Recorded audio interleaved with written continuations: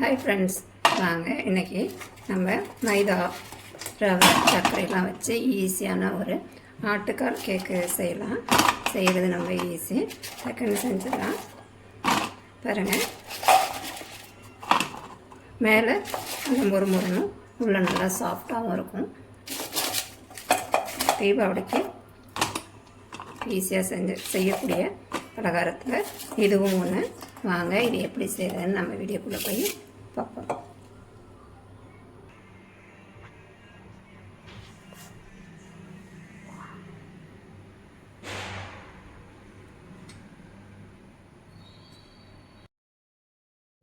நான் பார்த்திங்கன்னா இதால் 1 கப்பு மைதா எடுத்திருக்கேன்.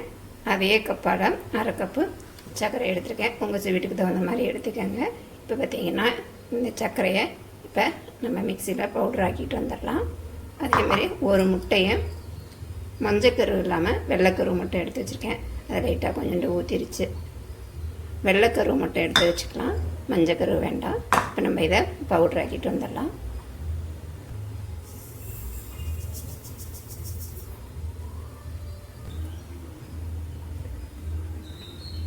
நல்லா பவுடர் ஆக்கியாச்சு. இது ஒரு வாரமாக இருக்கட்டும். இப்போ ஒரு பாத்திரத்தில் நம்ம மாவை சரிச்சிக்கலாம்.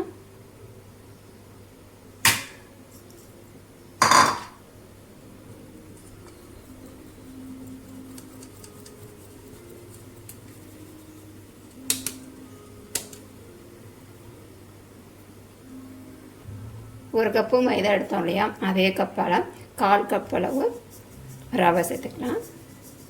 நீங்கள் எந்த கப்பால் எடுக்கிறீங்களோ அந்த கப்பால் எல்லா அளவுகளும் எடுத்துக்கோங்க. இப்போ நம்ம பவுடர் ஆக்கிட்டு வந்த சர்க்கரையை இது கூட சேர்த்துக்கலாம்.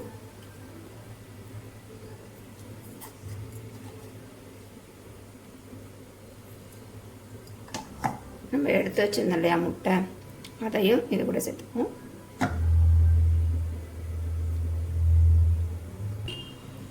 ஒரு 1/4 ஸ்பூன் அளவு பேக்கிங் சோடா இருந்தால் சேர்த்துக்கங்க, இல்லைன்னா விட்டுருங்க. ஏலக்காய் தூள், வாசனைக்கு ஏலக்காய் தூள் சேர்த்துப்போம். கொஞ்சமாக உப்பு, ஒரு சிட்டிகை அளவு உப்பு சேர்த்துப்போம். ஒரு 2 ஸ்பூன் அளவு நெய் சேர்த்துக்கங்க, இல்லைன்னா எண்ணெய் கூட சேர்த்துக்கலாம். நான் நெய் சேர்த்துருக்கேன். இதை இப்போ நல்லா நம்ம கலந்து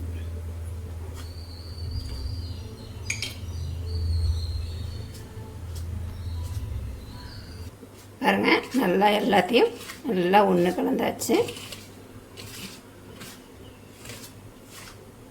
இப்படி பிடிச்சோன்னா மாவு நல்லா பிடி போடணும். இப்போ நம்ம கொஞ்சம் கொஞ்சமாக தண்ணி ஊற்றி பிசைஞ்சிக்கலாம். ஒரே வழியாக தண்ணி ஊற்ற வேண்டாம். நம்ம இதில் சீனி சேர்த்துருக்கோம் இல்லையா, அதுவே தண்ணி ஊறும். தண்ணி ஊற்ற ஊற்ற அது கொஞ்சம் இதாகிடும்.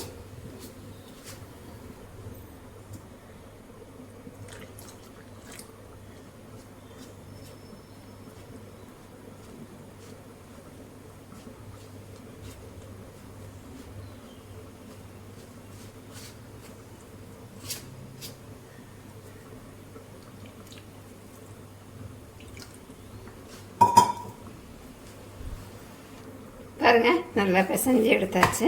இதுக்கு ஒரு 1/2 டம்ளர் தண்ணி இருந்தால் போதுங்க.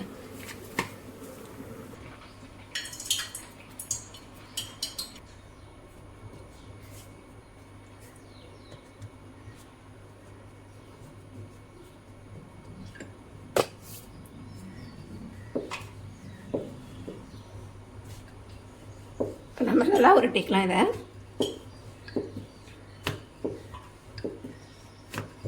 நல்லா உருட்டியாச்சு. நம்ம இதை கிராஸாக கட் பண்ணிக்கலாம்.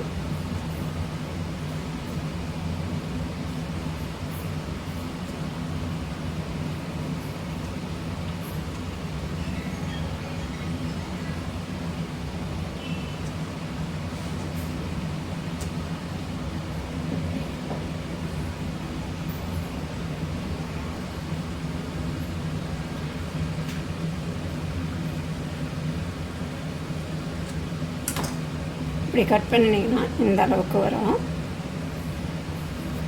இதேமாரி எல்லா சைஸையும் இப்படி கட் பண்ணி எடுத்துக்கலாம்.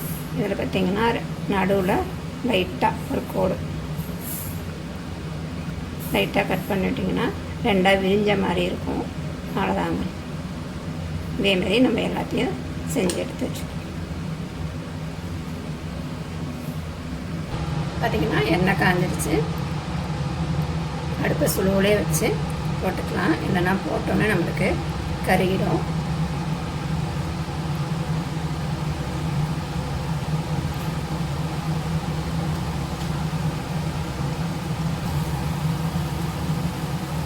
பாருங்க நல்லா வெந்துட்டு வந்துடுச்சு. இது அப்படியே திருப்பி விட்டுட்டு அடுப்பை ஸ்லோவிலே வச்சு நம்ம திருப்பி விடணும். அப்போ தான் உள்ளேயும் நல்லா வெந்து வரும். செய்கிறது ரொம்ப ஈஸிங்க. மைதா, ரவை, சர்க்கரை, ஒரே ஒரு முட்டை நல்லா பிசைஞ்சிட்டு இந்த மாதிரி போட்டு எடுக்க வேண்டியதுதான். மேலே நல்லா முறுமுறணும், உள்ளே நல்லா சாஃப்டாகவும் இருக்கும், சாப்பிட்றதுக்கும் நல்லாயிருக்கும். தீபாவளிக்கு பார்த்திங்கன்னா ஈஸியாக இந்த பலகாரத்தை செய்யலாம்.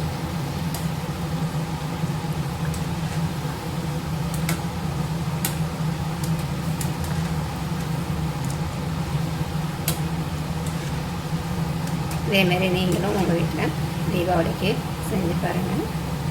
வீடியோ பிடிச்சிருந்தா லைக் பண்ணுங்கள், ஷேர் பண்ணுங்கள், கமெண்ட் பண்ணுங்கள். மறக்காமல் சேனலை சப்ஸ்கிரைப் பண்ணுங்கள். இன்னொரு வீடியோவில் சந்திப்போம். பாய்.